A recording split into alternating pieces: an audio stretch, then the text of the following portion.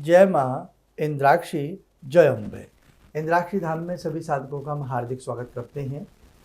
गायत्री साधना सोमवती अमावस्या पर सभी साधकों की पूर्ण हुई और ये गायत्री साधना जो आपने बहुत मेहनत से की है, इसका परिणाम अत्यधिक उत्तम स्थिति में आपको प्राप्त होगा ही होगा।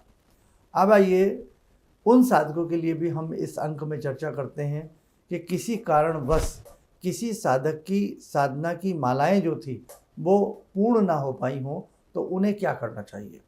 और उसी के साथ साथ सर्वप्रथम मैं उन सभी साधकों को बहुत बहुत साधुवाद देना चाहता हूं कि जिन्होंने ये 45 दिन की कड़ी मेहनत करके अपनी इस साधना को किया है। और उन्हीं के साथ साथ भगवती से शुभ मंगल की कामना करता हूं कि जितने भी साधक इंद्राक्षी धाम में आए और जिन्होंने बहुत उत्साह के साथ, बहुत भाव के साथ जगत जननी भगवती गायत्री की साधना की, उनकी यात्रा मंगलमय रही होगी। सभी अपने अपने घर सकुशल पहुँचे होंगे। अभी कुछ साधक रास्ते में भी हैं जो बहुत दूर दूर से साधक आए थे और इस बार महाराष्ट्र से, गुजरात से, बहुत दूर दूर से साधकों ने आकर के इस साधना में हिस्सा लिया। तो ये सब चीज़ें दर्शाती हैं कि कहीं ना कहीं भगवान के प्रति, कहीं ना कहीं साधनाओं के प्रति आपकी कितनी बड़ी आस्था है। और वास्तविकता है कि जहाँ आस्था है वहाँ बंद दरवाजे में भी रास्ता है। अब हम उनकी बात कर लेते हैं कि जैसे कि कुछ साधक 15 जून को यानी कि सोमवती अमावस्या में लाइव के हिसाब से अपनी साधना कर रहे थे। तो नो डाउट लाइव में कहीं ना कहीं डिस्टर्बेंस रहा, क्योंकि मौसम ख़राब रहा, बरसाती मौसम रहा, तेज़ हवाओं का भी मौसम रहा।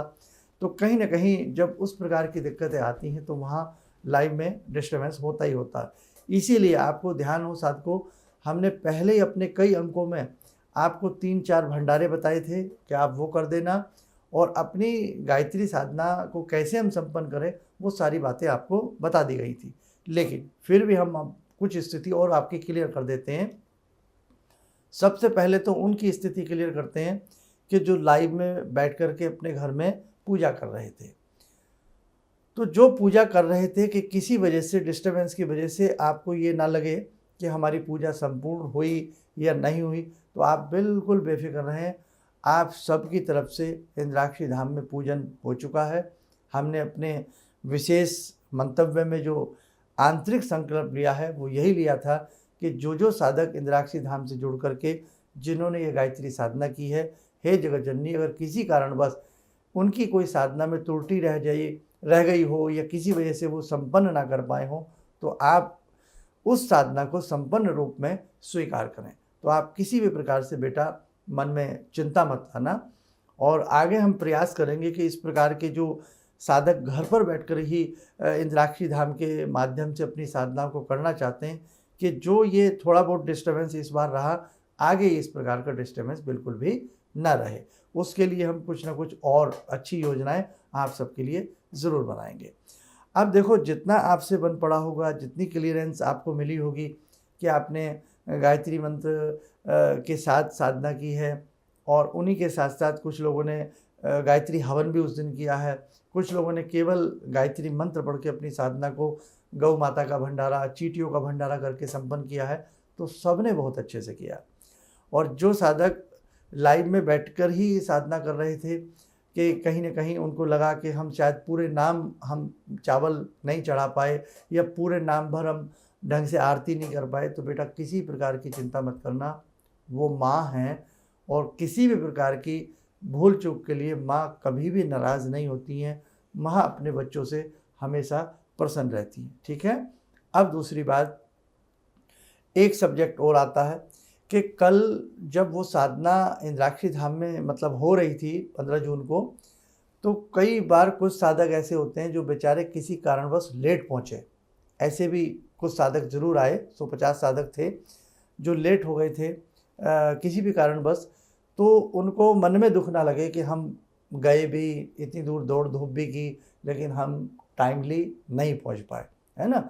तो आप बेफिक्र रहिएगा, आप इंद्राक्षी धाम में आ गए हैं, आपकी हाजिरी लग गई है, और आपके नाम से जो मंच पर पूजन होता है ना, वो अपने जितने भी साधक होते हैं प्रोग्राम में आने वाले, जब आप अपने घर से कदम रखते हैं ना, तभी से भगवती आपका ख्याल रखती हैं। तो आप लेट भी पहुँचे हो ना, आपने अगर आरती में आकर भी भाग ले लिया है, आपने मात्र आरती भी वहाँ आकर के इंद्राक्षी धाम में कर ली है ना, तो समझ लेना आपकी साधना संपन्न हुई। आप बिल्कुल बेफिक्र रहें। क्यों? अब आप इंद्राक्षी धाम का एक हिस्सा हैं, इंद्राक्षी परिवार का आप एक हिस्सा बन चुके हैं। इसलिए जैसे एक परिवार में 5 सदस्य होते हैं, तो कई बार बच्चे घर पर नहीं होते, केवल माता पिता ही यज्ञ कर लेते हैं या पूजन कर लेते हैं, तो उस पूजन का पूर्ण फल बच्चों को भी मिलता है, क्योंकि माता पिता सबके नाम से करते हैं। इसलिए जो साधक घर पर बैठ कर के पूजन कर रहे थे, जो साधक लेट पहुंच कर के पूजन किया है, तो किसी भी प्रकार से आप चिंता न करें। हमने भी जैसे एक माता पिता बच्चे घर पर ना हो लेकिन बच्चों को उस पूजा का फल मिले, हमने ऐसे ही मंच पर बैठ कर के बेटा आप सबके लिए उस भाव से ये पूजन कराया। तो इसलिए आपके पूजन में कहीं कोई त्रुटि नहीं रही है, आपका पूजन बहुत सुंदर तरीके से हो गया है। अब हम उनकी बात करते हैं।